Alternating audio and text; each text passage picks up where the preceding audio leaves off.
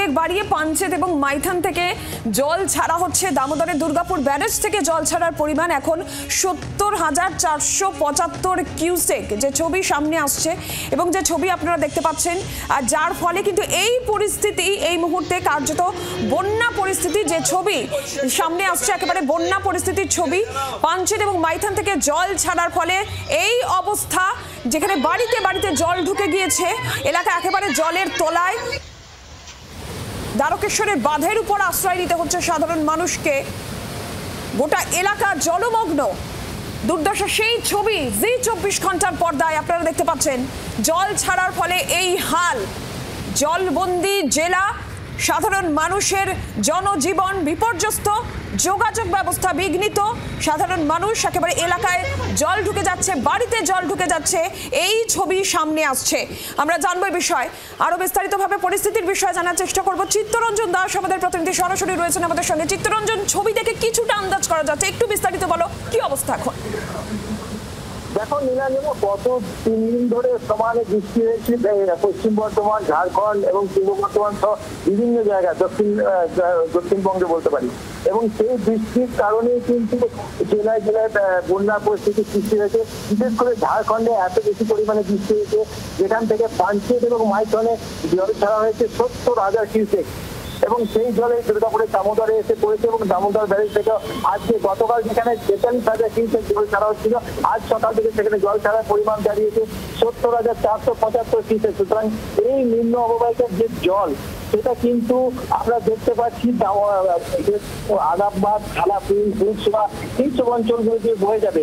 তবে এই পরিমাণ বৃষ্টিতে কিছু হবে না, কিন্তু যেহেতু গত 2 দিন ধরে প্রচুর পরিমাণে বৃষ্টি হয়েছে, এই দামোদরের জলের সঙ্গে সেই বৃষ্টির জল যদি একসঙ্গে মেশে, তাহলে কিন্তু একটা বন্যা পরিস্থিতি তৈরি হতে পারে। গতকাল মানব ভূঁইয়া এখানে এসেছিলেন, তিনি বন্যা পরিস্থিতির দিকে চিন্তিত, কারণ যেহেতু এই দামোদর ব্যারেজ 45 দিন বন্ধ ছিল গেট, এখান থেকে কোনো জল ছাড়া হয়নি 45 দিন ধরে। সুতরাং সেই জল জমেছিল, তার সঙ্গে জল মাইথন এবং পাঞ্চেতের জল, সেই জল আস্তে আস্তে ছাড়া হচ্ছে। তবে এই জলে এখনো পর্যন্ত বন্যা পরিস্থিতি কিন্তু সৃষ্টি হবে না, কিন্তু বৃষ্টি গতকালের বিকেলের পর থেকে কিন্তু আর কোনো বৃষ্টি হচ্ছে না। সেই কারণেই কিন্তু একটা রেহাই, যদি বৃষ্টি হয় আবার তাহলে কিন্তু একটা ভয় থাকছে, কিন্তু বৃষ্টি না হলে কিন্তু মনে করা হচ্ছে প্রাথমিকভাবে যে বৃষ্টি না হলে এখনো পর্যন্ত বন্যা হওয়ার সম্ভাবনা নেই। নীলাঞ্জনা, ধন্যবাদ চিত্তরঞ্জন। এবং যে ছবি আপনারা দেখতে পাচ্ছিলেন, একেবারে উদ্বেগ বাড়িয়ে বিভিন্ন ব্যারেজ থেকে যখন জল ছাড়া হচ্ছে, তখন জেলায় জেলায় জলের নিয়ে দুর্দশা যে ছবি জি 24 ঘন্টা আপনাদের সামনে তুলে ধরছে। পাঞ্চেত থেকে জল ছাড়া হয়েছে এখনো পর্যন্ত 69,000 কিউসেক জল। দামোদরের দুর্গাপুর ব্যারেজ থেকে জল ছাড়ার পরিমাণ যেখানে 70,475, একেবারে ঘরে ঘরে জল ঢুকে যাচ্ছে, এলাকায় এলাকায় জল।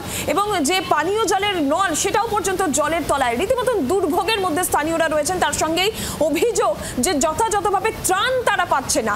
এই ছবি দেখতে দেখতেই আর এরই পাশাপাশি কিন্তু আমাদের নজর রাখতে হচ্ছে এবার আরামবাগের দিকেও। আরামবাগের ছবি আপনাদের সামনে আমরা তুলে ধরছি।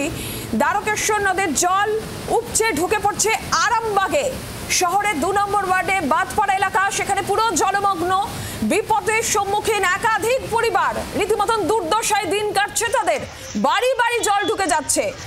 পানীয় জলের নলকূপ, নলবাহিত পানীয় জলের কল সমস্তটাই উপচে একেবারে জলে ডুবে গিয়েছে।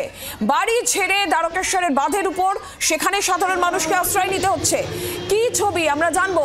দিব্যেন্দু সরকার রয়েছেন আমাদের প্রতিনিধি আমাদের সঙ্গে। দিব্যেন্দু, কি অবস্থা? অভিযোগ যে তারা ঠিক মতন, স্থানীয়রা অভিযোগ করছেন যে ঠিক মতন ত্রাণ পাচ্ছেন না, সব মিলে কি ছবি? সব মিলিয়ে ভয়ঙ্কর পরিস্থিতি শিকার হচ্ছে আরামবাগের বাঁধপাড়া এলাকার মানুষজন, কারণ একদম পাশ দিয়ে গেছে দ্বারকেশ্বর নদী। সেই দ্বারকেশ্বর নদীর জল উপচে কিন্তু বাঁধপাড়ার শতাধিক পরিবার কিন্তু জল ঢুকেছে ঘরে, এবং সেই ছবি আমরা দেখিয়েছি।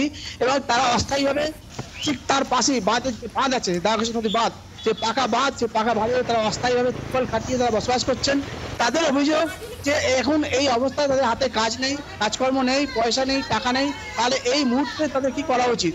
পৌরসভার পক্ষ থেকে তাদের যদি এই কয়েকদিনের খোরাকটা দেওয়া হয়, খাওয়া দাওয়ার ব্যবস্থা করা হয়, তাহলে কিন্তু তারা এই অবস্থায় কাটিয়ে উঠতে পারবে। কিন্তু পৌরসভার পক্ষ থেকে এখনো পর্যন্ত কিছু দেওয়া হয়নি। যদিও পৌরসভা চেয়ারম্যান বলেছে আমরা পরিস্থিতি খতিয়ে দেখছি এবং এলাকায় গিয়ে তাদের শুকনো খাবার দেওয়া হবে, এটা পৌরসভার চেয়ারম্যান তিনি আশ্বাস দিয়েছেন। তিনি এই মুহূর্তে তবে গতকালের থেকে আজকের পরিস্থিতি একটু উন্নতি হয়েছে, কারণ তারকেশ্বর নদীর জল কমেছে।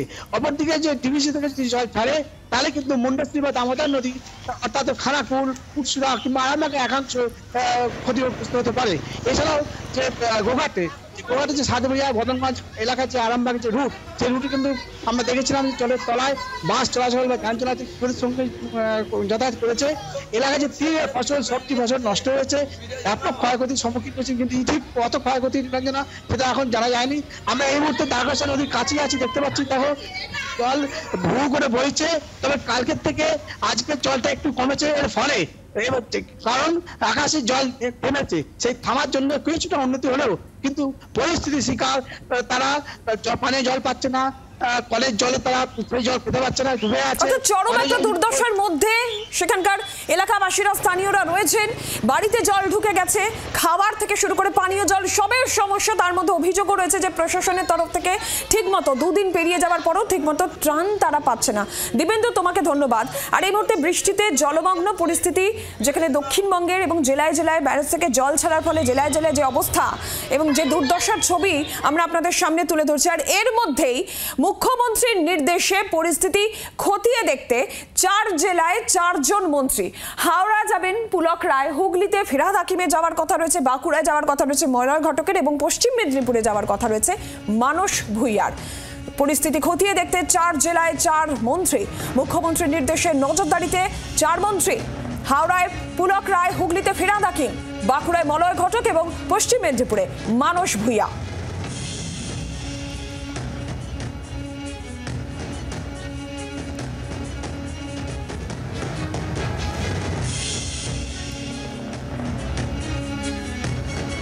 চারিদিকে যখন জলমগ্ন পরিস্থিতি, জেলায় জেলায় যখন এই দুর্দশার ছবি সামনে আসছে, তার মধ্যে দুর্ঘটনার খবরও সামনে আসছে। আত্মীয়র বাড়ি থেকে ফেরার পথে একেবারে জলে তলিয়েই গেলেন এক ব্যক্তি।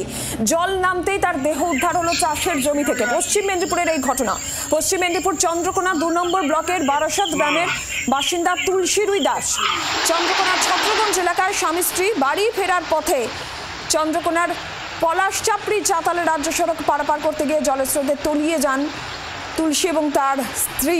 তার পরবর্তীতে দেহ উদ্ধার হয়। চম্পক দত্ত রয়েছেন প্রতিনিধি আমাদের সঙ্গে, বিস্তারিত জানাবেন। চম্পক, ঠিক কি জানতে পারা যাচ্ছে? হ্যাঁ দেখো, গতকালে আমার এই দম্পতি তারা কিন্তু একটা আত্মীয় বাড়িতে গিয়েছিল, তারা ফিরছিল চন্দ্রকোনায়, এবং সেখানে কিন্তু যে বন্যার জল সেখানে কিন্তু তলিয়ে যায় তুলসী রুই দাস নামে 42 বছর বয়সে এক ব্যক্তি। তার বাড়ি হচ্ছে চন্দ্রকোনা ছত্রগঞ্জ এলাকায়, এবং সেই ফেরার পথে সেখানে কিন্তু তলিয়ে যায় এবং কোনো ক্রমে তার স্ত্রী বেঁচে উঠতে পারলো। আজকে সকালবেলা যখন জল খানিকটা নেমেছে, এরপরেই দেখা যায় ওই ব্যক্তির মৃতদেহ উদ্ধার হয়েছে এবং স্বাভাবিকভাবে কিন্তু চোখের ছায়া নেমে এসছে এলাকায়। বন্যার জলে বলা যেতে পারে পশ্চিম মেদিনীপুরে এই প্রথম কোনো ব্যক্তি বন্যার জলে সেখানে কিন্তু তলিয়ে সেখানে মৃত্যু ঘটনা ঘটে এই তুলসী রুই দাস নামে ওই ব্যক্তি।